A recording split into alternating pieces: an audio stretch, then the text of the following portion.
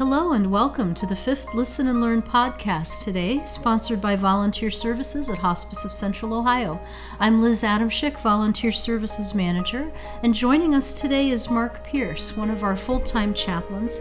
He will be offering us a powerful interpretation of what life could be like for someone who's struggling with dementia.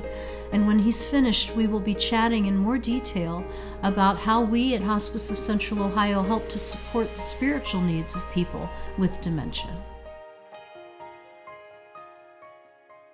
My name is Bob. I went to see the doctor today. There's something wrong with me. My wife knows, and the doctor knows, but they won't tell me. I don't feel right. They say I have dementia. I don't know what that is. Is it like the flu? I can't remember. I'm 12 years old. They brought me to this new school last week.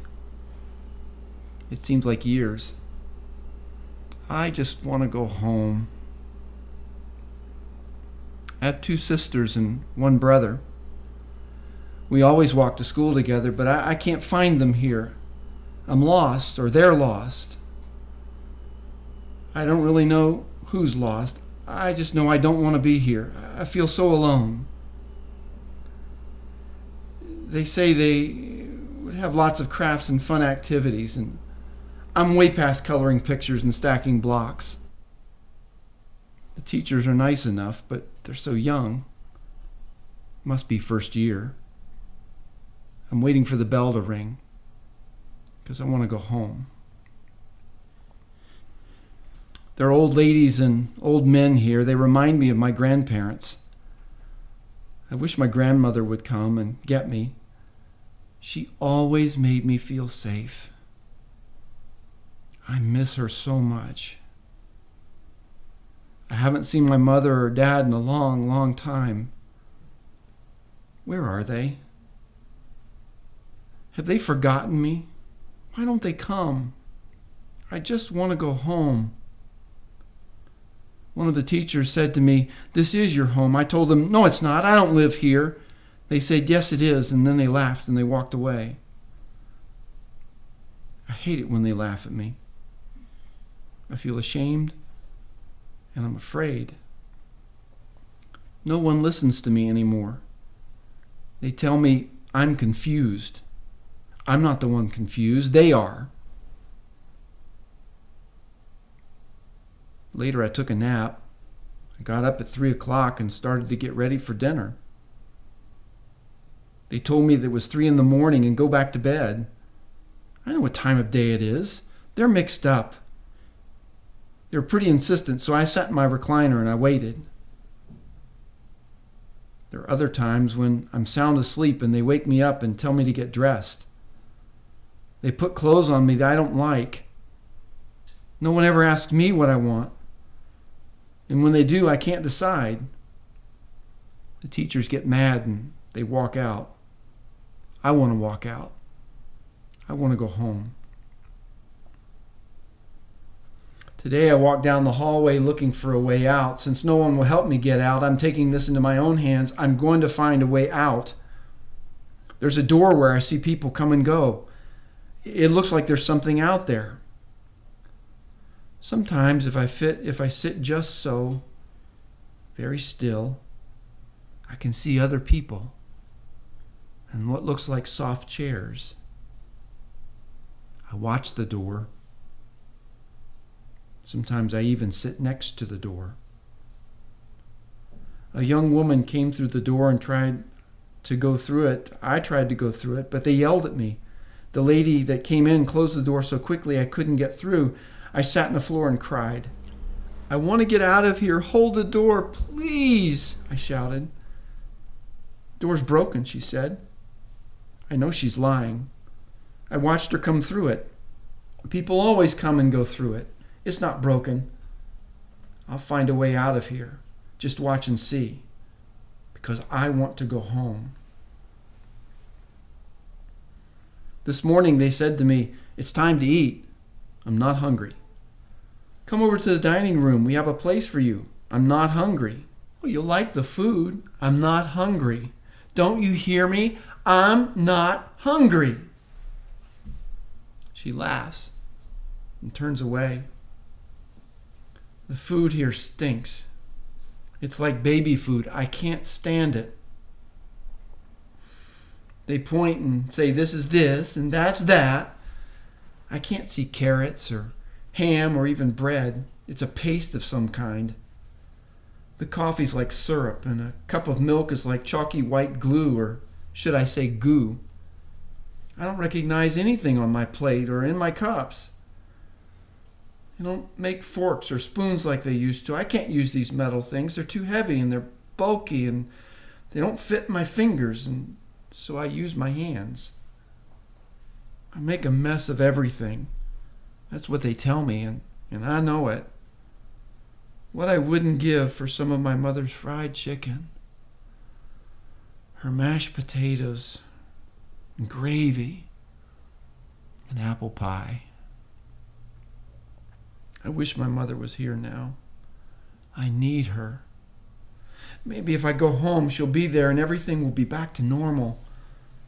Please, won't somebody take me home? This morning when I got up to brush my teeth and I began to shave, when I looked at myself in the mirror above the sink, someone else looked back at me. It wasn't me. It was somebody else. Someone old. There were lines and creases. The person I saw had gray hair and a bald spot. I think it was my grandfather. How did he get in my mirror? Did somebody put a picture of him there? I yelled for help, and one of the teachers came and asked me, "What's wrong?" "Something's happened to my mirror. Who put my grandfather's picture on there? This is not funny. Are you playing a trick on me?" "That's you," she says. Now I'm getting mad. That can't be me in the mirror. I'm 23, just got out of college with a degree in engineering. I don't look like that. You're getting older. No, I'm not. I'm 19, 25. That's not me. Get out of my room. I put my hands on my face, covering my eyes. I see wrinkles in my fingers, and my face feels different on my fingertips. Something's definitely wrong. If I could just go home, I know it'll all be okay. I leave the bathroom and sit on my bed trying to take all this in and make sense of it. The teacher's back. She has a small plastic cup with some kind of pasty something in it. She serves it with something that looks like a spoon. "Hi, Bob. I have something for you." "What?"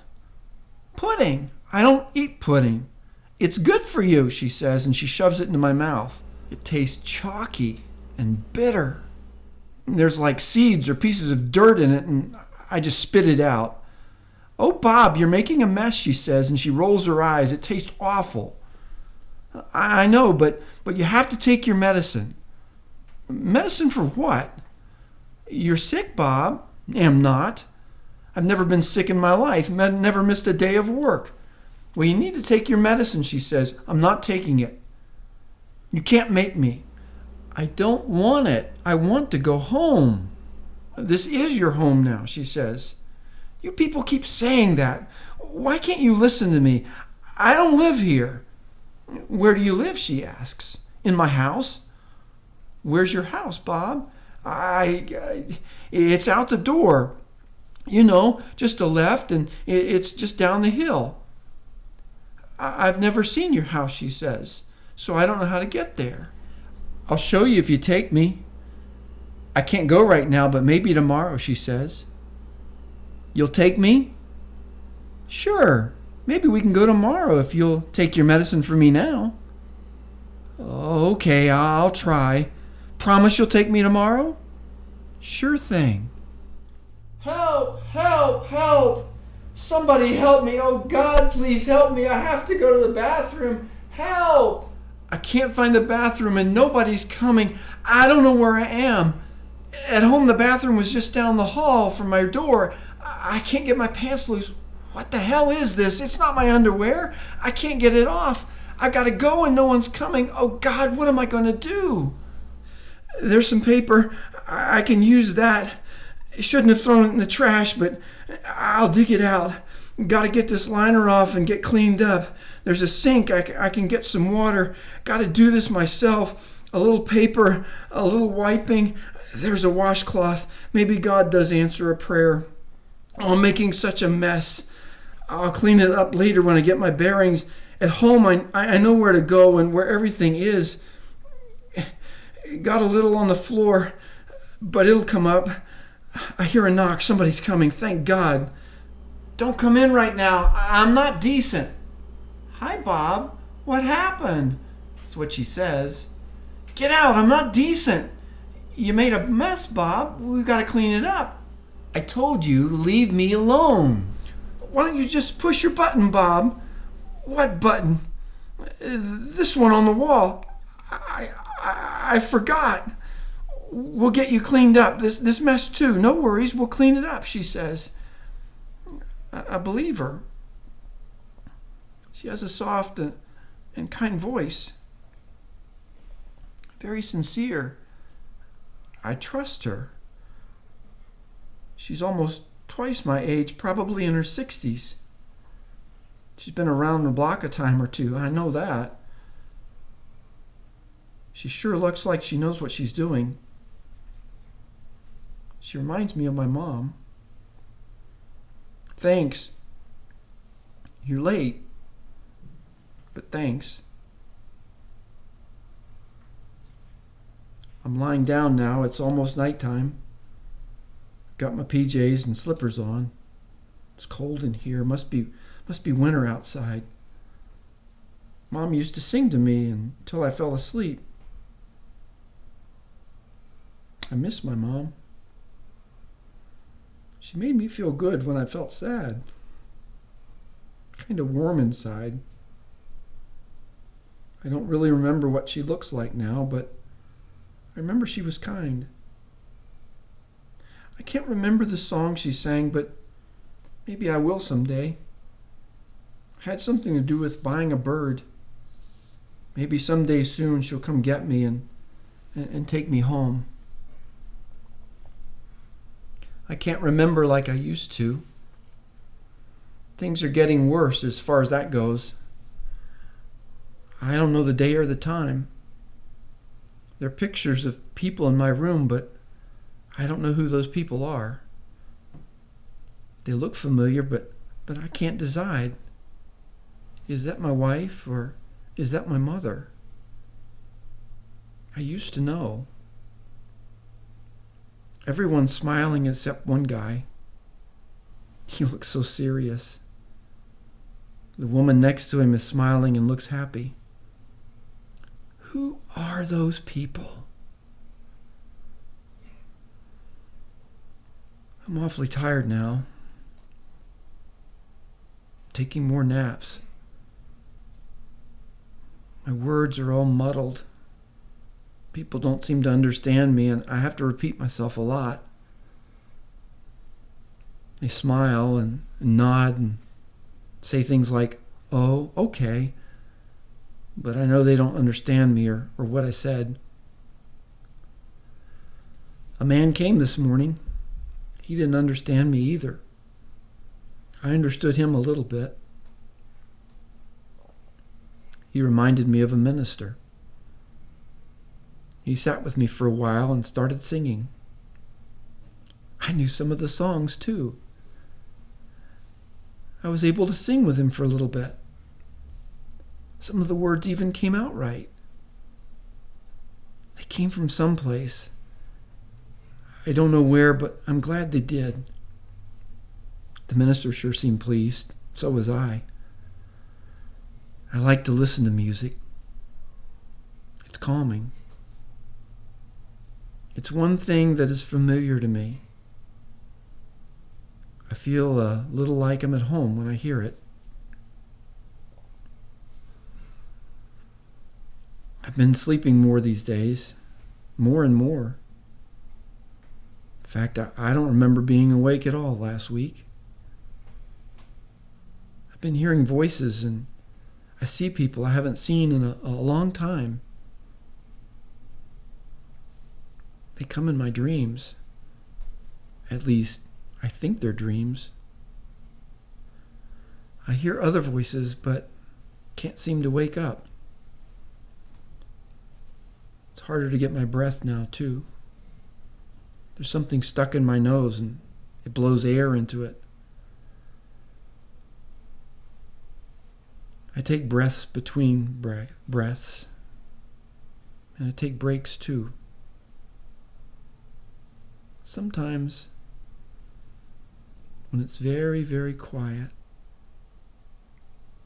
I can hear my mother singing to me. It's way off in the distance. Hush, little baby, don't you cry. Just like I remember. It's so sweet. I'm falling asleep now. I'm going.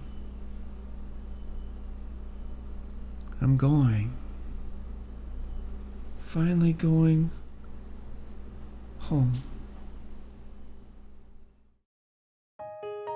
There's a new year just around the corner. What a perfect time to join the Hospice of Central Ohio team by becoming a volunteer. From patient visits to office support, you can make a difference in so many ways. To learn more, contact Volunteer Services at 740-788-1404 or visit our website at www.hospiceofcentralohio.org. Perhaps 2017 will be the time to find new meaning and purpose in life. Join us.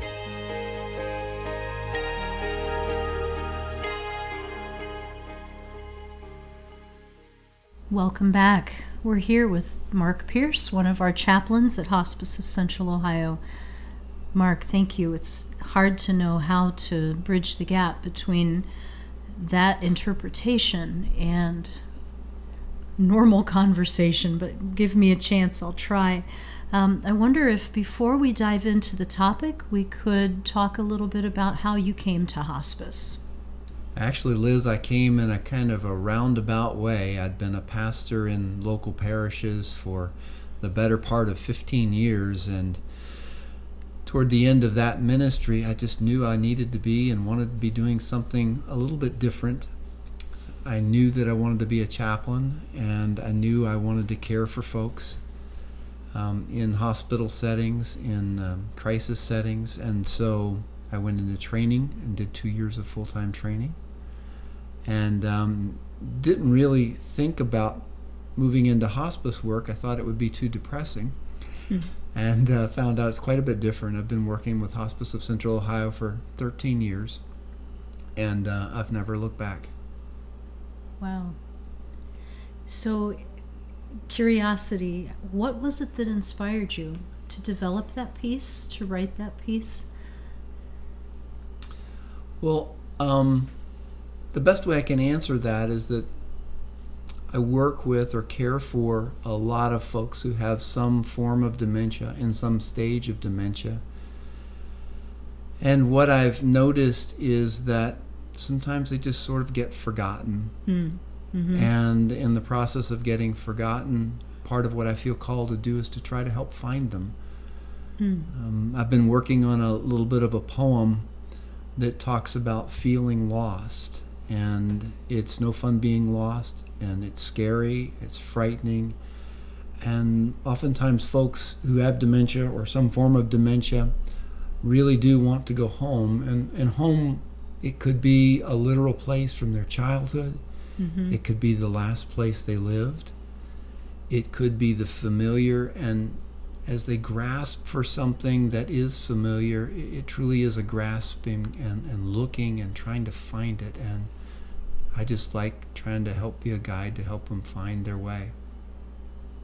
Exactly.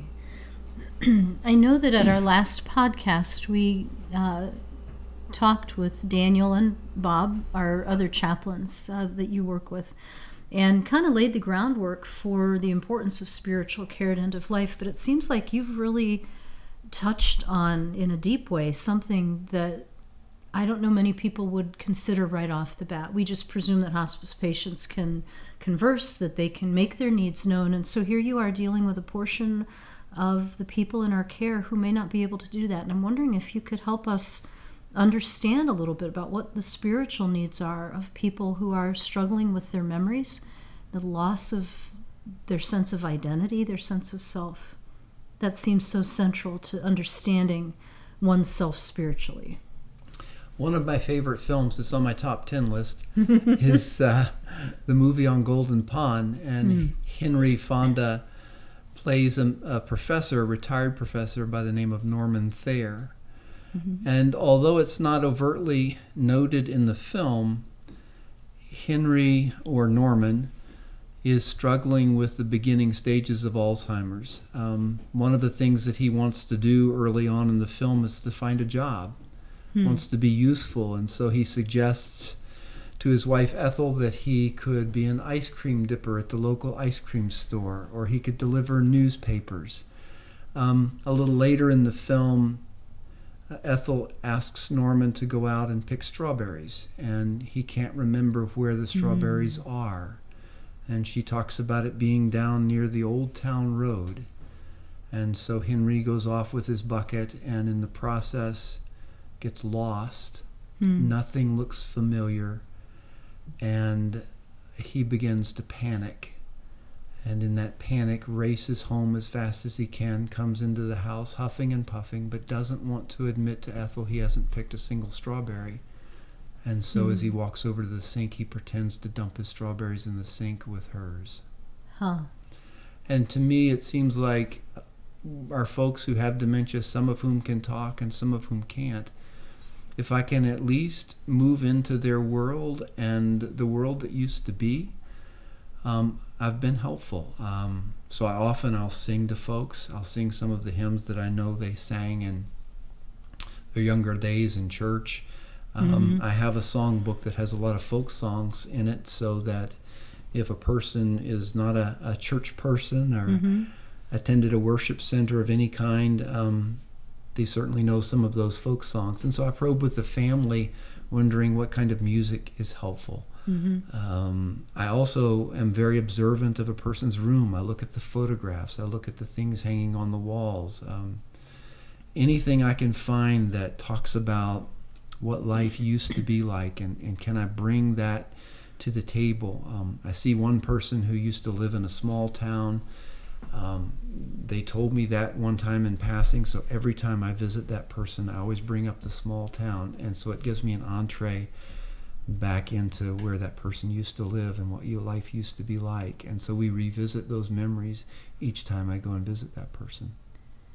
So it's a lot of observational detective work. It's a lot of pulling all those pieces together to try to reassemble a sense of who that person is, or to go deeper. Maybe reassemble isn't the right word, but when you're doing your work in spiritual support, what I heard and what stands out for me is just that sense of being useful, that sense of purpose. And I wonder if you could say a little bit more about what your experience and understanding is of what people need spiritually, especially at end of life. Is it that sense of purpose, that my life had meaning, whether I can remember the details or not? Yeah, it's did my life have meaning? Did I touch people's lives? Who were the people who touched my life? I remember a story I read.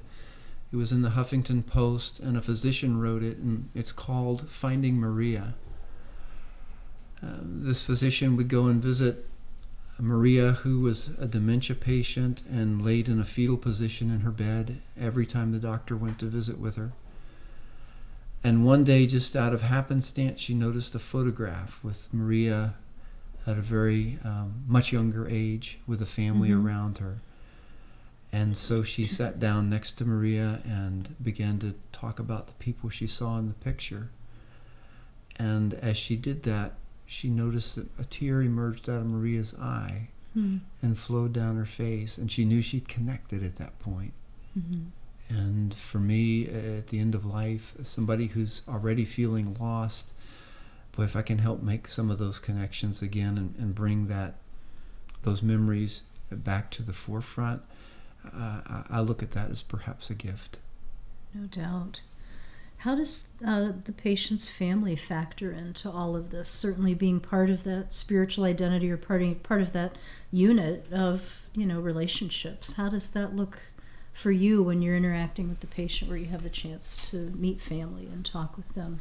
When I have a chance to meet with family or talk with them on the phone, lots of times that's how I do talk with them, is on the phone, because I'm in facilities most of the time. So they may not be there, and so I'm constantly probing to try to find more information about this person that I'm seeing, their loved one. And if something happened during the visit, I always want to let the family know, hey, your mom sang with me today. Hey, your dad said this Bible verse with me. And that seems to bring a lot of comfort to them, knowing that the person that they've known as mom or dad or brother or sister, aunt or uncle, whomever, is still in there someplace. And it's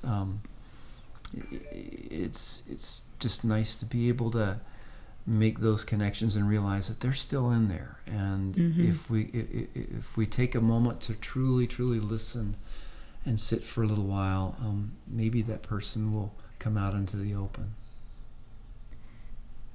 Which just, the word that comes to mind then when I hear you say that is just the word presence. And so much of what we do is that. I feel like there can be this tension between, I want to do something. We see someone who's struggling and we want to find some active way to relieve that suffering, when quite often it's just a simple act, but a very busy act internally of listening, being present, paying attention. I like to say that for that time that I'm with you, I'll say that to the person or to the family, for the time I'm with you, you have as best as I can provide it my undivided attention. I believe a ministry of presence, whether something is said or not said, whether a touch on the hand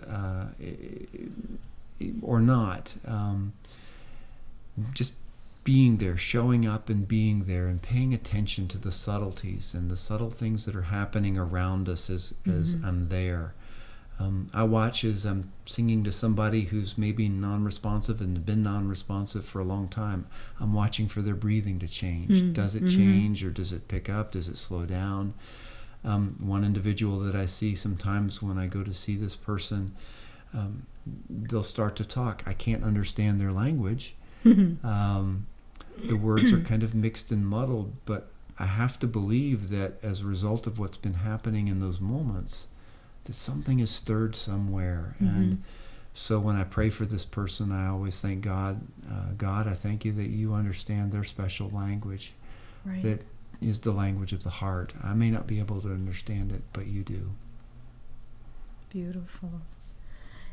As I was listening to you be Bob, it definitely painted a picture of his environment and his setting and how challenging that must be for everybody involved. And I'm wondering if you can talk a little bit about the spiritual needs or the other needs of the people that are serving or taking care of someone like Bob, who wants so much for him to be calm, but also have 16, 17 other patients that they need to care for. And as you walk in, as a hospice staff member going in to see Bob, as you walk in going in to see any of your Bobs that you visit, how do you minister to the people that are caring for him? What does that look like?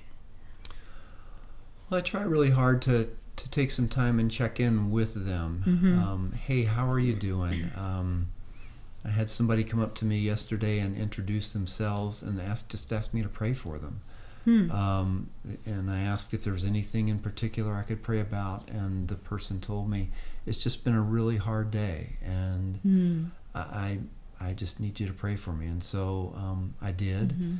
And in the course of that prayer, I was thanking God for the person, thanking God for their love and care of the people whom that person serves, and talked about how right now I don't have to understand, but God, I give you thanks that you do what my friend here is going through, and I ask you to walk with them in that process. Folks in facilities are harried. they've got a lot of people to take care of, and a lot of needs and a lot of call lights all going off at once. And if I can take a moment to just be present for them and to listen to them, then I hope I'm being helpful to them. No doubt.